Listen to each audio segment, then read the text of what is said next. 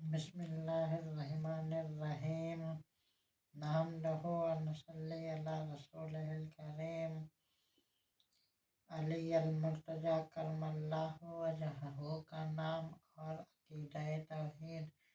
حضرت علی علیہ السلام کے والد نے تو آپ علیہ السلام کا نام زید رکھا اور والدہ نے اسد، لیکن حضور صلی اللہ علیہ وسلم نے آپ علیہ السلام کا نام علی علیہ السلام رکھ کر قیامت تک کے خشک توحید پرستوں کے اس باطل عقیدے پہ جلب کاری لگا دی، جن کو ہر بات میں شرک کی بو آتی ہے کہ کسی کو غریب نواز مشکل کشا کہہ دیا تو شرک، داتا اور غوث اعظم کہہ دیا تو شرک، کہ یہ الفاظ نہ تو اللہ تعالیٰ کے لیے ہی بولے جا سکتے ہیں۔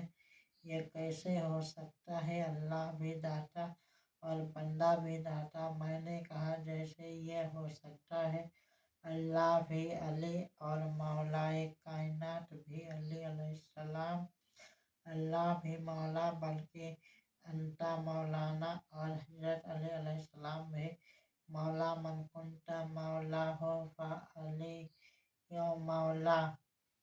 آگے دیکھیے ہوتا ہے کیا۔ اللہ بھی غنی اور عثمان رضی اللہ عنہ بھی غنی، اللہ بھی اکبر اور صدیق رضی اللہ عنہ بھی اکبر۔ کیا یہ علی نام حضور صلی اللہ علیہ وسلم نے رکھا اور اپنی زبان سے ہزاروں بار علی کو نہ پکارا تو آپ صلی اللہ علیہ وسلم کو یہ پتہ نہ تھا کہ علی تو اللہ ہے، وَهُوَ الْعَلِيُّ الْعَظِيمُ، اور حضور صلی اللہ علیہ وسلم سے بڑا کوئی توحید کا لمبردار ہو سکتا ہے؟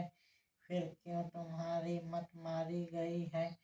اور شاید ٹھیک ہی تو ماری گئی ہے کہ خدا جب دین لیتا ہے حماقت آ ہی جاتی ہے۔ یقیناً تمہیں بغض علی علیہ السلام کی اور دشمنی ولی کی سزا مل گئی ہے۔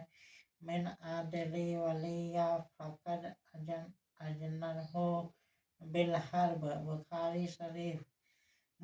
عقل ہوتی تو خدا سے نہ لڑائی لیتے، عقل ہوتی تو خدا سے نہ لڑائی لیتے، نہ گھٹائیں اسے منظور بڑھانا تیرا، نہ گھٹائیں اسے منظور